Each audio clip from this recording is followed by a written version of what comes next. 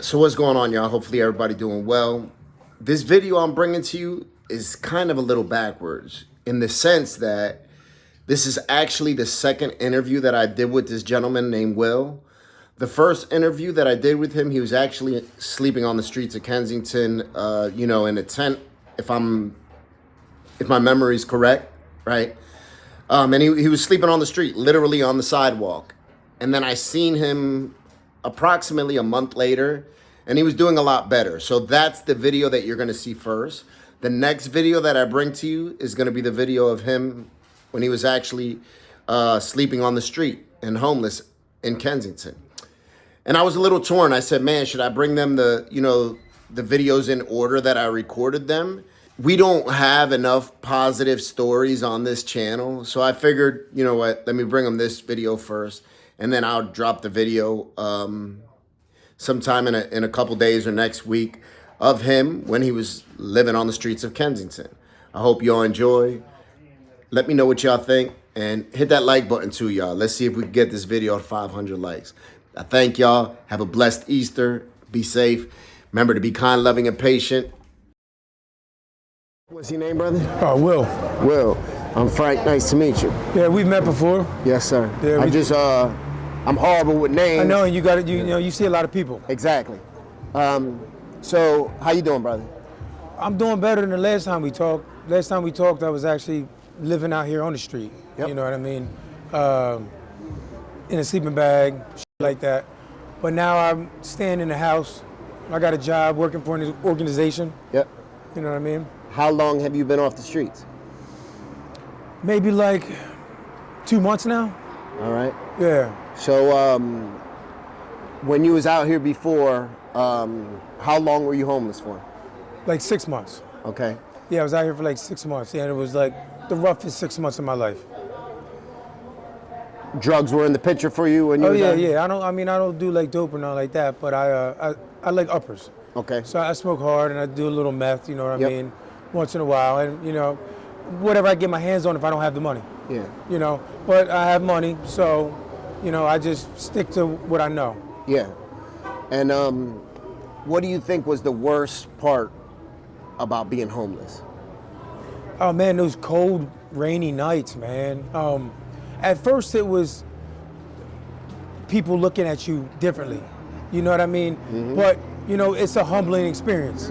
So at first you're like embarrassed, and then after a while you're kind of like, fuck it, you know what I mean? This is where I am at in my life.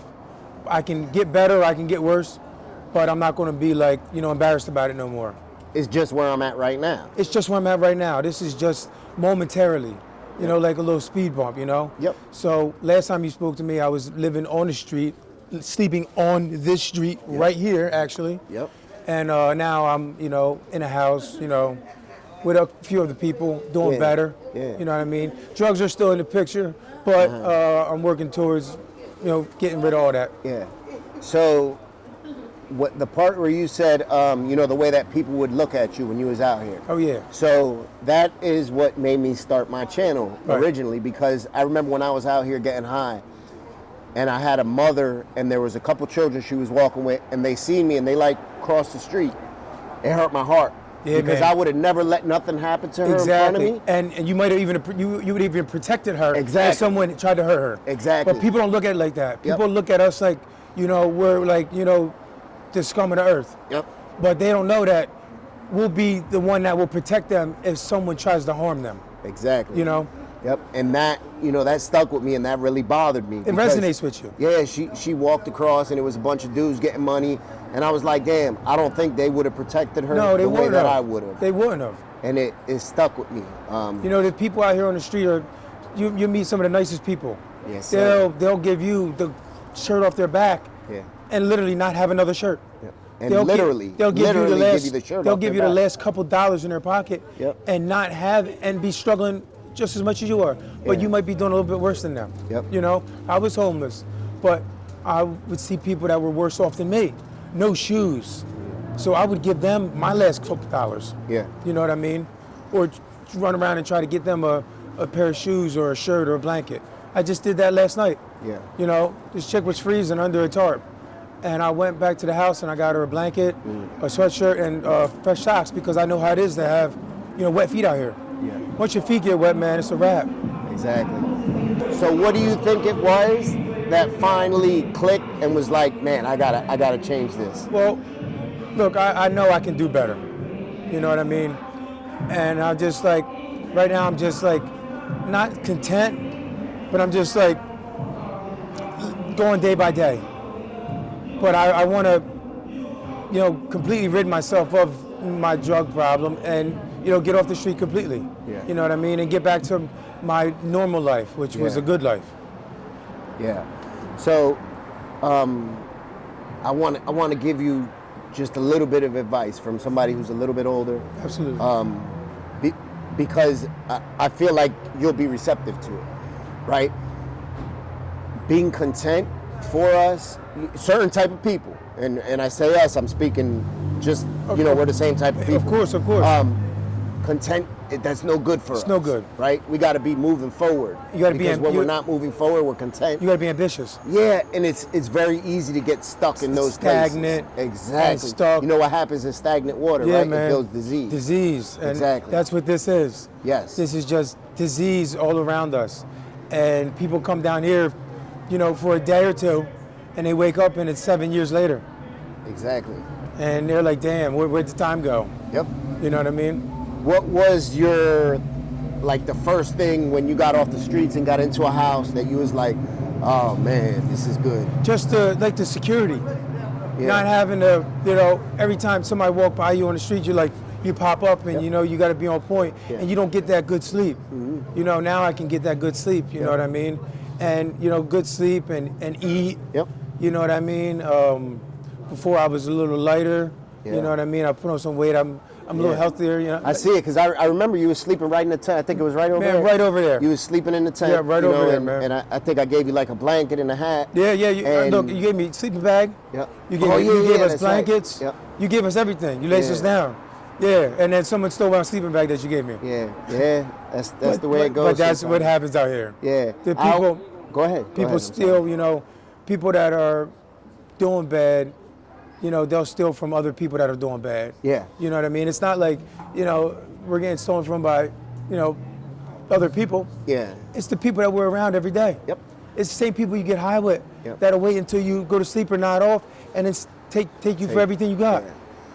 I always like to think when I lose something or something gets stolen from me, I always like to think, all right, they needed that a little bit more. They needed it more than I did, you know what I mean? They needed it a little bit more. And if it was someone you messed with, you know what I mean, and they stole $5 from you, then it costs you $5 to get rid of that person. Exactly. You don't need them. You don't need them in your life. Cheap write-off. Cheap. Get out of here. You know what I mean? What type of advice would you give if you was talking to somebody down here and they said, damn, I remember you were just down here with us and you changed your situation? What advice would you give them? Don't ever forget your self-value, your self-worth. Yeah. You know what I mean? You could take $100 bill and, put it on the ground and step on it, and you could flush it down the toilet, you could shit on it, but you could clean that off and it's still worth $100. So just because you're down here and you're doing drugs and you got a couple more scars, you know what I mean? You got a couple more, little wounds, marks, or whatever, you know what I mean? From abscesses or whatever. You always retain your value. Yeah. You don't lose your value. You know what I mean? I think some people forget that. They come down here and they start doing drugs and then they think they're a piece of shit. And then that's self-hate, that's self-talk. Yeah. You know what I mean? It's worse than anything else. Exactly. It's very easy for us because of the life we live, decisions we make. Yeah, we can be our own worst enemy. Yeah, you know what I mean? That we're special. And it's not even people talking down on you. It's your inner voice talking down on you. Yep. You know what I mean? So just remember that you're still worth something. Yeah, damn. That's the truth. Brother, I thank you for taking the time to speak with me. I'm glad to see that things have progressed for you. Yeah. And I hope they continue to progress. I thank you, man. I was happy to come out here and see you. Yeah. And I got to see Elle for the first time in a couple months. And I saw you. I remembered you right away. So I appreciate that. And, absolutely, brother. And I guess it's kind of like fate, you know what I mean? Absolutely. 'Cause maybe I'll see you again.